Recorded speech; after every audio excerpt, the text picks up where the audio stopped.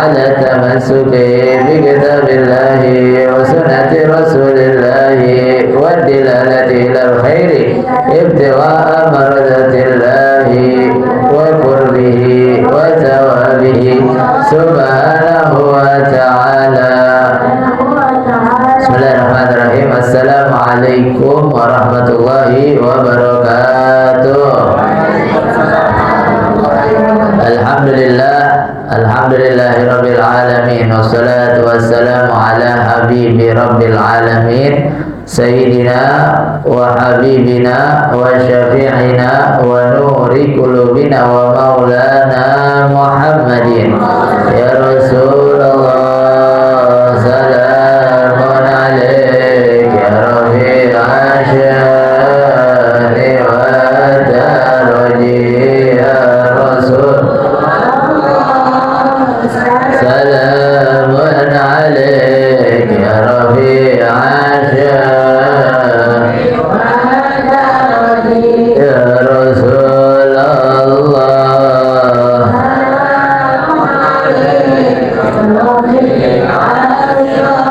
Allahumma salli wa sallim ala sayyidina Muhammadin al-fatih lima ughliq al-khatim lima sabaq nasiril haqqi bil haqqi wal hadi ila siratikal mustaqim wa ala alihi wa sahbihi haqqa qadrihi wa miqdarihi al-azim. Allahumma akhrijna min dhulumatil wahmi wa akrimna bi nuril fahmi wa aftah alaina bi ma'rifatil ilmi wa hassin akhlaqana bil hilmi wa sahil lana abwaaba fadlik wa anshur alaina min khazain rahmatik ya arhamar rahimin.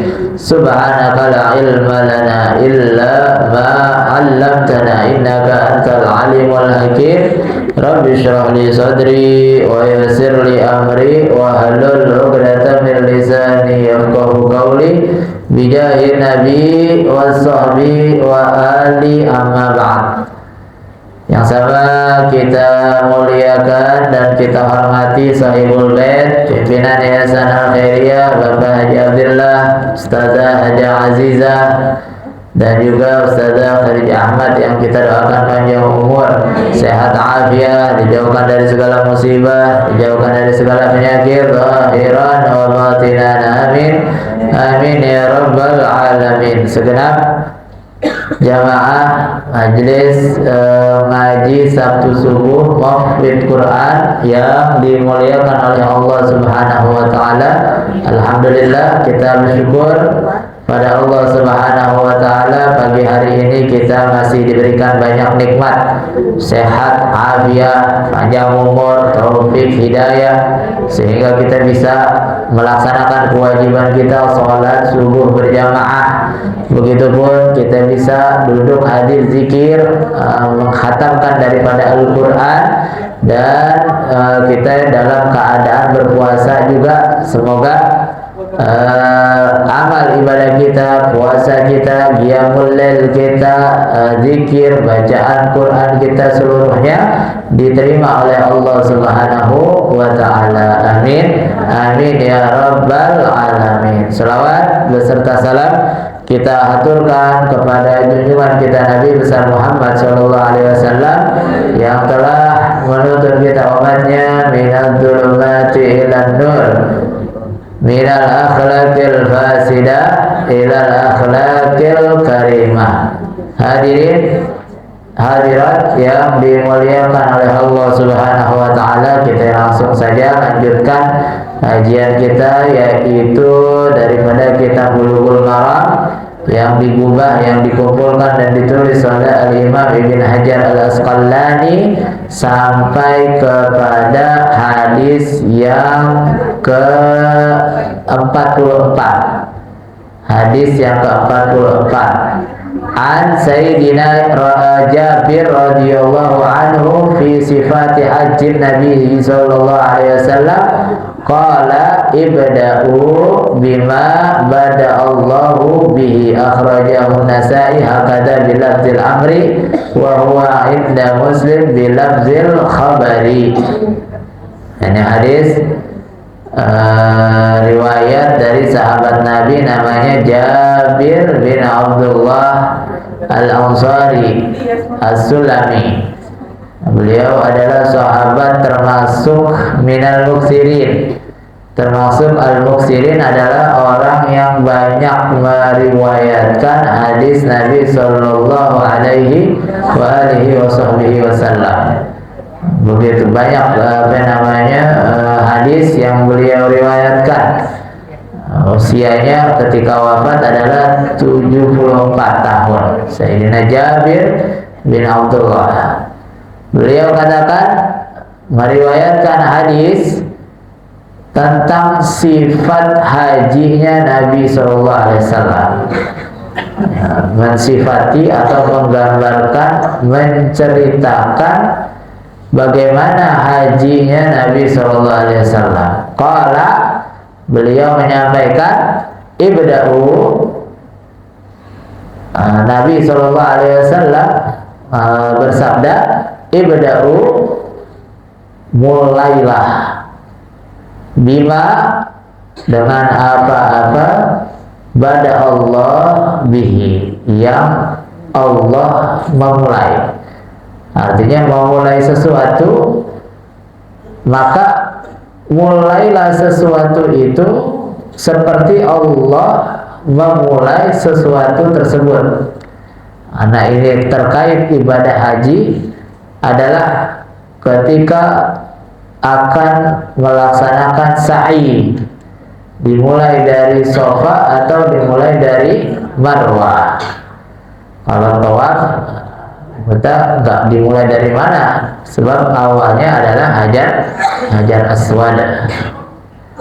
Maka turunlah firman Allah Subhanahu wa taala, inna Safa wal Marwata insya'a irillah faman hajjal baita aw yatamara fala junaha alaihi ayyatawafa bihima. Inna Safa wal Marwah, Allah memulai dengan Safa.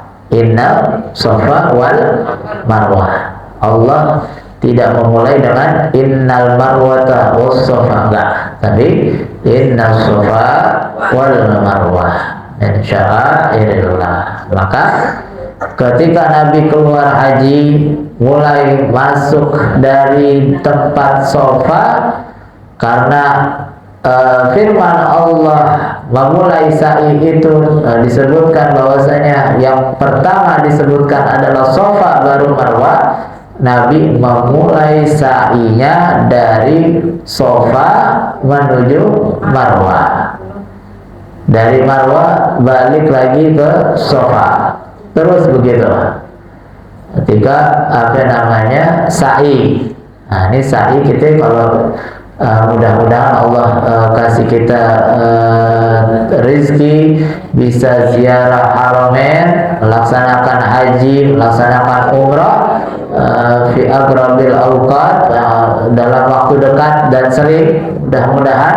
Nah, kalau kita sampai di sana melaksanakan umrah atau haji, ketika melaksanakan sa'i, kita harus dimulainya dari bukit Safa, kemudian sampai menyentuh atau sampai kepada Marwahnya. Jangan ngikutin jalur, kan ada jalurnya tuh, sebelum sebelum bukitnya mau di lantai paling bawah, lantai 2 atau lantai 3, kayaknya ada 3 lantai tuh. Mau dimanapun jangan ikutin jalurnya. Kalau ikutin jalurnya, itu jalur belum menyentuh yang namanya bukitnya. Bukit Sofanya belum kesentuh, bukit Marwahnya juga lewatin terus. Dan ada tiang di tengah-tengah tuh buat muternya kursi roda. Atau kayaknya ada motor-motoran sekarang, motor listrik, atau bayarnya berapa itu? 250 deh. Ada yang terakhir umrah, yang terakhir umrah yang pakai begituan enggak tuh. Jadi kalau nggak salah 250 real. Kalau kita diminta didorongin, tukang dorong sana kurang lebih 100 real dulu. Nah, sekarang pastinya lebih naik lagi, lebih mahal lagi. Apa namanya? Kalau dia ikutin itu tuh dia muter nggak nyampe sofanya udah diputerin tuh sama dia. Begitu. Kalau jalan kaki sih aman-aman aja, kita bisa terserah.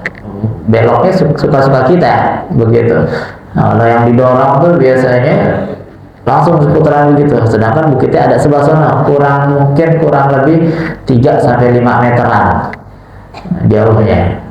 Kurang sedikit. Kita khawatir tidak dianggap menyentuh atau sampai kepada marwah sehingga perjalanan pertamanya nggak dianggap sah. Kalau perjalanan pertama nggak dianggap sah, yang kedua, ketiga tentunya nggak akan menjadi sah.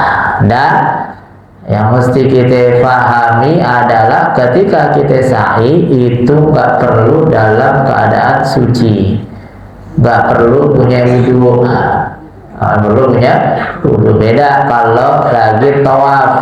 Kalau tawaf Nabi bilang at-tawafu bimanzilatis sholati. Tawaf itu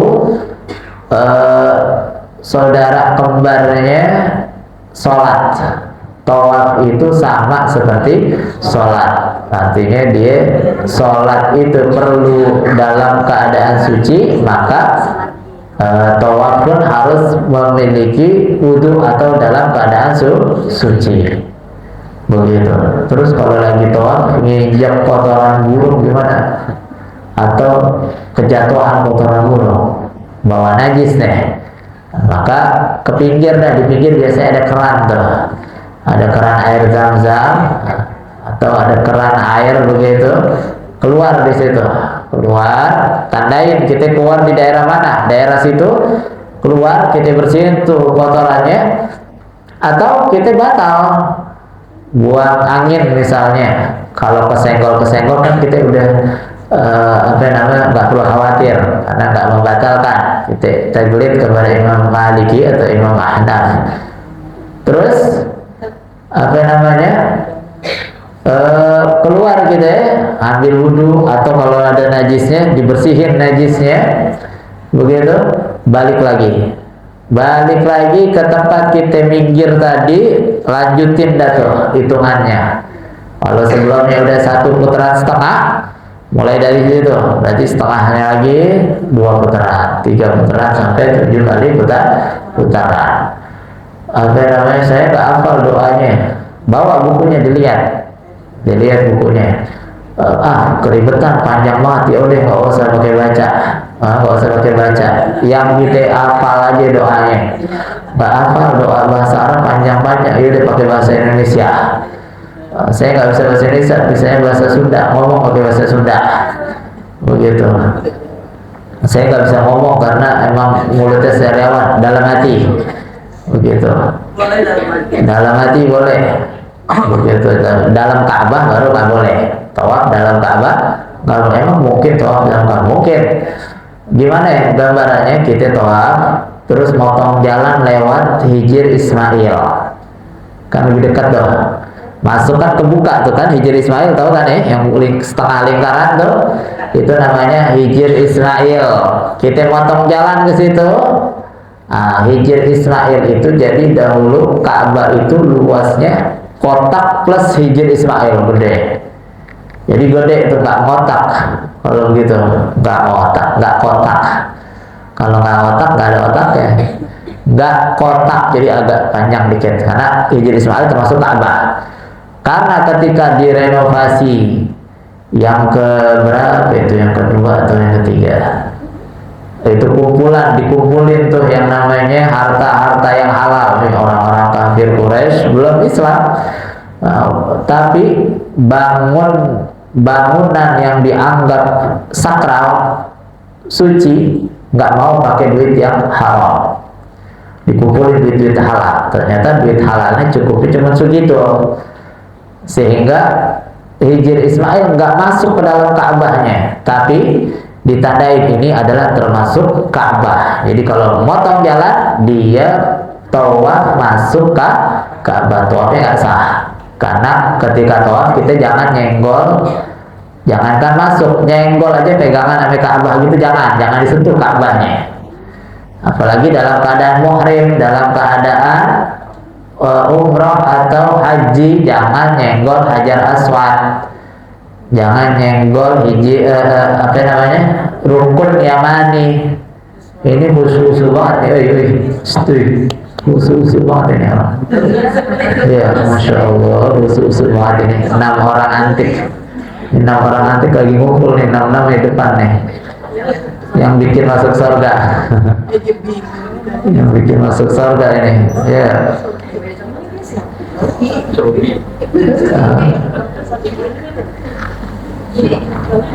Augie mah boleh sudah biarin maknya aja yang nabok biarin maknya.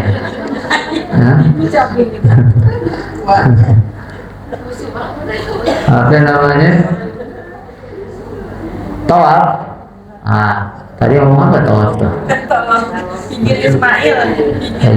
Orang-orang kufir Quraisy ngumpulin harta yang halal, jadi nggak boleh kita nyenggol Ka'bah dalam keadaan tawaf, apalagi muhrim. Kalau muhrim itu kan nggak boleh kena wewangian. Hajar Aswad itu pakai minyak wangi, tiap paginya dipakai minyak wangi. Hajar Aswad sampai rukun Yamani jangan disenggol. Kalau disenggol kena tip gitu, kena parfum, batal. Melanggar daripada ihramnya kita nanti, melanggar karena bersentuhan dengan wangian. Kalau sebelum niat ihram boleh kita pakai wangian, boleh pakai parfum, terus baru kita berangkat nih ambil mikot lah apa. Kalau setelahnya baru boleh. Jangan nggak pakai sama sekali juga, pakai minyak wangi, pakai. Kalau mau berangkat pakai, jangan tadi pakai juga sama sekali. Begitu. Sayangi hidungnya orang lain, kasihan hidungnya orang lain nanti pada pingsan. Pakai minyak wanginya tapi sebelum niat ihram, umroh ataupun haji, apalagi haji sampai 2-3 hari nggak bersentuhan dengan parfum, dengan minyak-minyakan. Terus kalau lagi ihram yang mesti diperhatiin adalah odol dan juga tisu basah jangan kita sentuh. Odol kita lihat, ada odol tertentu yang nggak pakai wangian. Odol yang kita punya tuh ada wangi-wangiannya tuh. Odol yang khusus ada odol yang tanpa wangian. Odol, tisu basah, terus sanitizer, gitu wangi semua tuh. Jangan dipakai kalau lagi ihram. Kalau di luar ihram apa dipakai. Jadi Hijr Ismail termasuk Ka'bah. Hijr Ismail termasuk Ka'bah. Jadi tawaf jangan sampai lewat situ. Nanti kalau udah selesai tawafnya 7 kali, 7 sautan, baru mau merapat ke Ka'bah, muter lagi, nggak apa-apa, muter aja. Muter lagi pegang Ka'bah, muter lagi masuk ke Multazam, muter lagi megang hijir rukun Yamani, muter lagi megang Hajar Aswad, muter lagi sholat di Hijr Ismail, baru begitu. Tapi kalau dalam keadaan muhrim sekali lagi jangan nyenggol Hajar Aswad dan juga rukun Yamani. Kalau ihram, kalau dalam keadaan ihram maka nyentuh Ka'bahnya aja. Habis itu sholat di Hijr Ismail kalau bisa. Kalau nggak bisa, sunnahnya sholat sunnah tawaf adalah sejajar dengan makam Ibrahim. Ada makam Ibrahim. Kalau nggak bisa depannya, yang sejajar dan jauh juga nggak apa-apa. Jangan dipaksain. Kalau lagi berada di tempat ramai semacam itu, jangan memaksakan diri. Nggak nyenggol Hajar Aswad bukan berarti ibadah umrahnya nggak afdol. Kadang-kadang orang haji umrah kadang-kadang kalau nggak ceritain cium Hajar Aswad kayaknya nggak afdol, hajinya kayak nggak sah. Umrahnya begitu juga nggak sah. Sampai kadang-kadang dia rela tuh bohong-bohong sama orang-orang yang di rumahnya. Dia ceritain, alhamdulillah tuh Hajar Aswad gampang banget saya ciumnya. Di mana ada cium Hajar Aswad gampang? Nggak ada. Pasti sulit. Bagaimanapun keadaannya sulit. kecuali habis lebaran nih baru gampang tuh ngantri, kayak orang mau ikut naik ke wahana tuh ngantri atu-atu dan lama, bisa 2-3 kali muter, paling ngantri 50 orang doang habis lebaran. Sama Dzulhijjah, Dzulqa'dah, habis Dzulhijjah ya? Muharram, Safar kosong 2 bulan, Dzulqa'dah, Syawal, Dzulqa'dah kosong juga tuh baru. Sisanya nyium hajar aswad ya usaha berat, sulit, nggak gampang, minimal dorong-dorongan sedikit begitu. Ya, kadang-kadang terlalu terobsesi dengan mencium hajar aswad. Kata Sayyidina Abdullah bin Umar atau Sayyidina Umar bilang, kalau bukan Nabi Muhammad SAW mencium engkau, saya tak akan cium engkau, wahai hajar aswad. Jadi cium hajar aswad hanya meniru Nabi Muhammad SAW, terlepas dari keutamaan orang cium hajar aswad. Orang yang hajar aswad dosanya akan terampuni oleh Allah Subhanahu wa Ta'ala. Jadi di sini disebutkan di hadis ini, kita kalau mulai apa-apa, mulai seperti Allah memulai sesuatu. Allah mulai dari sholat, kita ikutin apapun ketika sa'i, ikutin mulainya daripada sholat. Begitupun Allah memulai dengan berzikir, dengan terkait dengan wudhu, maka wudhunya kita awali dengan dikir ketika basuh wajah, kemudian sesuai tertibnya bagaimana yang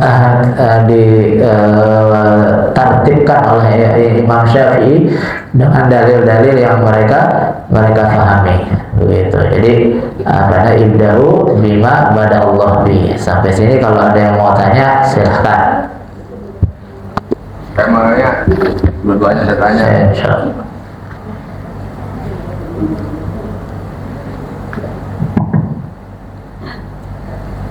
Kalau kita sa'i, kalau kita sa'i itu kan dari mulai Sofa wal marwah. Sofa itu kan ada 2 tingkatan. Kalau buat yang muda-muda mungkin bisa tingkat yang paling atas, kan itu paling utama. Kalau yang seperti yang tua atau dia pakai roda, langsung di bawah, nggak bisa ke sana di atas. Nah kita yang buat orang tua.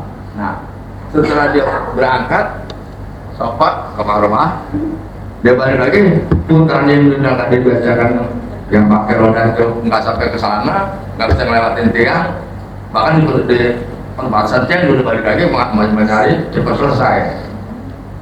Itu bukan hukumnya. Tuh kalau kita tahu ini, saya rasa begini, itu kan tadi Ustaz bilang yang mana Ka'bah itu kan Hijr Ismail termasuk Ka'bah. Nah kita kan sekarang tahu yang pertama, kalau kita stop wajib bisa masuk di dalam Hijr Ismail, berarti kan harus kita bayar. Ya. Nah, kalau kita ke belakang itu memang harusnya gitu. Cuman kita saking kangennya nih, yang Ustaz bilang nggak boleh tentu, itu masuk Ka'bah. Nah kita pas start, kita kalau menurut saya kan di belakang Hijr Ismail. Jadi kalau kita Ka'bah nggak mungkin kita bisa nyolek. Kalau kita putar di situ, itu deket banget gitu.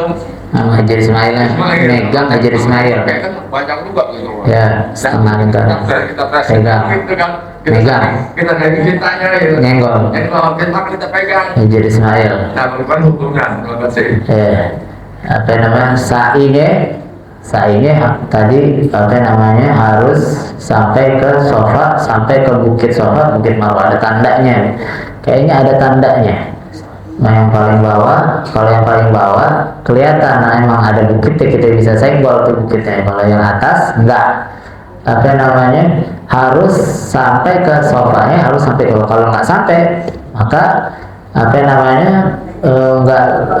enggak sampai perjalanan itu nggak sampai. Kalau nggak sampai berarti nggak sah, begitu. Kalau memang nggak kuat jalan karena lelah, capek atau tua, pilihannya nggak ada lain yang dia dapat yang paling jauh, misalnya yang lantai 3 misalnya atau yang lantai 2, maka pakai dorongan nggak apa-apa. Orang pakai dorongan walaupun nggak mampu, sehat pun anak muda kalau mau didorong nggak apa-apa. Mau pakai sepatu roda boleh, mau pakai motor-motoran boleh, misalnya boleh-boleh aja. Jadi harus sampai sofa marwah. Nah, kalau lagi tawaf sunnah wajib ataupun tawaf sunnah atau tawaf yang wajib, maka tetap dia nggak boleh nyentuh yang namanya Ka'bah atau setengah lingkaran daripada Hijr Ismail, karena itu termasuk daripada Ka'bah, begitu. Kalau senggol diulang, putaran yang itu diulang lagi dari sebelum dia nyenggol, gitu. Kalau nggak diulang dari awal, nggak batal seperti orang sholat batal semua dari awal, nggak, tapi diulang dari sebelum dia nyenggol. Atau ketika jalan kedorong sampai muter balik gitu, keputar, kan kita tawaf ini nggak boleh lepas dari Ka'bah, pundaknya nggak boleh lepas dari Ka'bah, harus ini mengarah kepada Ka'bah pundaknya. Kesenggol sampai muter gini, mundur lagi, lurusin gitu. Jadi pundaknya harus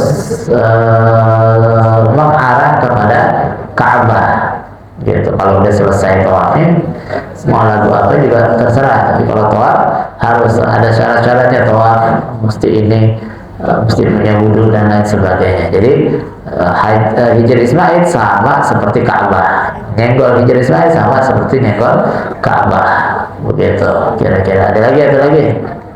Ustaz, masuk ini yang kita tawaf. Ini kan kita pos-posan orang gitu ya. Nah, kita muter 7 kali. Nah, salah satu dari 7 kali itu kita ada yang kedorong di depan Ismail. Akhirnya kita nggak lewat belakang Ismail, kita masuk ke dalam Ismail satu putaran. Jadi 6 di luar Ismail, 1 masuk di dalam. Nah, kita nih itu kok wajib. Nah, ketika haji. Nah, bagaimana haji kita tuh? Kalau kedorong mau yang putaran pertama, kedua, ketiga, keempat, kelima, muter aja lagi, karena mundur lagi kan nggak mungkin ada orang. Kita muter lagi. Ini muter ini nggak dihitung sampai tadi kita kebuang. Sampai kebuang berarti kan kurang itu doang, kurang putaran itu doang, sampai ketemu Hajar Aswad selesai. Nggak pulang, kalau 7 kali. Ulang 7 lagi nggak pulang 7 kali lagi. Kalau ulang-ulang terus kita bisa pingsan di situ. Makanya nih yang muda-muda mendingan daftar haji dari sekarang. Sebab nunggunya 20-30 tahun ya, 20-30 apa namanya, terus ada nabung dikit ya, nabung berapa, 500.000 ya sebulan ya. Haji talangan. Iya, langsung. Iya, dia nyetornya berapa kali? Langsung dapat polisi. Ya, dia nyetornya sebulan sekalinya? 60 bulan. Berapa ya bulannya? Iya, 60 bulan. Kalau kemarin saya 600-an. 600.000, murah ada itu, 600 juta. Jadi 60 bulan. Enteng, 1 juta atau? Karena kita dipinjemin 226 juta. Iya, anggap 1 juta aja, 1 juta enteng. Apa namanya, daftar segala macam, nunggunya lama. Tetap belum mati, itu mau 20 tahun, apa mati tapi dapat pahala haji, kan begitu. Aku capek-capek dapat pahala haji. Nanti lihat yang muda-muda apa lagi, atau yang setengah muda atau setengah tua.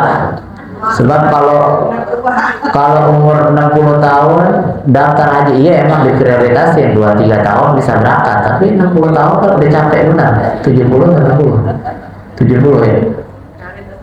60 tahun udah jarang. 60 tahun orang sehat-sehat aja, 60 tahun udah capek.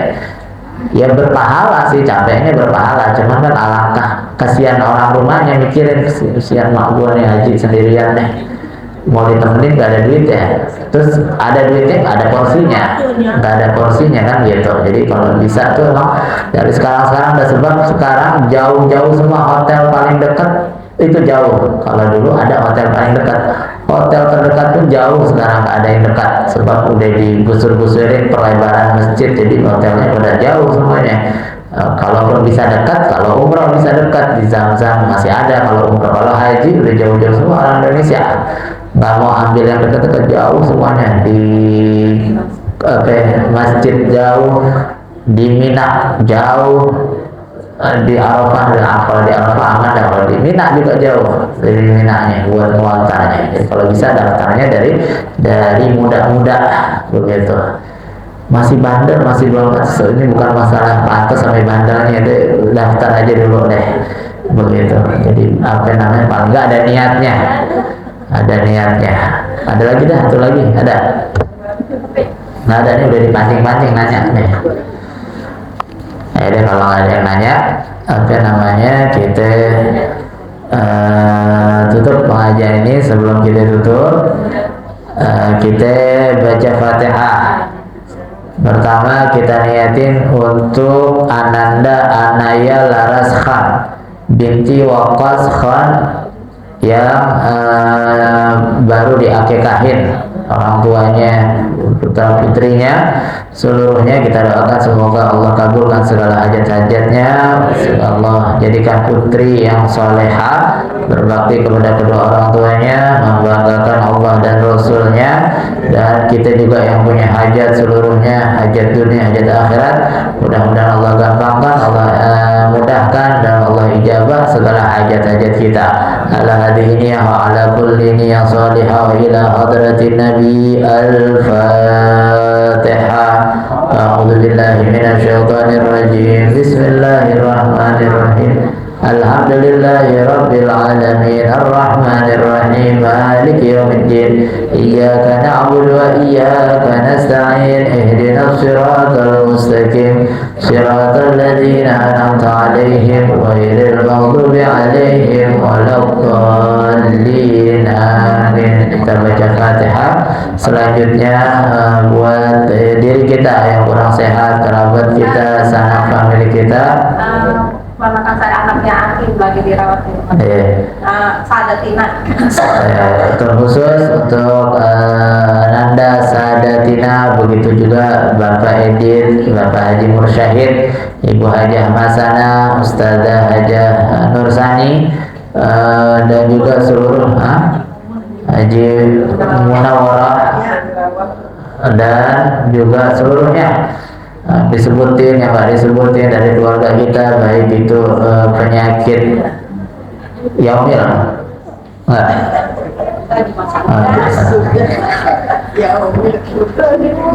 seluruhnya mudah-mudahan Allah berikan kesehatan yang sempurna, afiat yang sempurna, kesembuhan yang sempurna, dan juga Allah berikan afiat yang sempurna, biniyati syifa wa sihah wa tulil umri fi ta'atillah wa ta'ati rasulillah. Ala hadhihi niyah wa ala kulli niyah salihah wa ila hadratin Nabi. Al-Fatihah. A'udzu billahi